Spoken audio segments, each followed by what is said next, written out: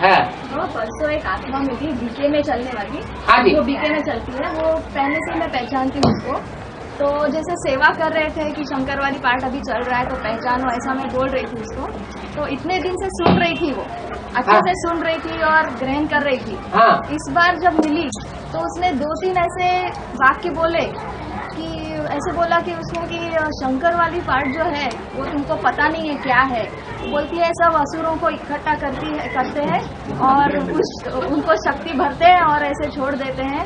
और दूसरी बात उसने कही कि ब्रह्मा का जो पाठ है वो सतो प्रधान शक्ति है और वैष्णवी शक्ति है वो रजो प्रधान शक्ति है और शंकर वाली पाठ को तमो प्रधान। मतलब जैसे उन्होंने बहुत इकट्ठा बैठ के कुछ मनन चिंतन किया है और ऐसे मुझे लगा कि मतलब वो सिर्फ अपने मन से नहीं है बात है, बहुत लोग मिलके ऐसे सोच करके उन्होंने किया और मैं तुरंत उसका मुकाबला नहीं कर पाई। ऐसा मुकाबला करने की क्या बात है? जो सत्य है हाँ, वो अंत तक जीवित रहता है या बीच में खत्म हो जाता है या शुरुआत में खत्म हो जाता है? सत्य जो है वो सर पर चढ़ के बोलता है और सत्य को नष्ट नहीं किया जा सकता। और जो असत्य है वो खत्म हो जाता है।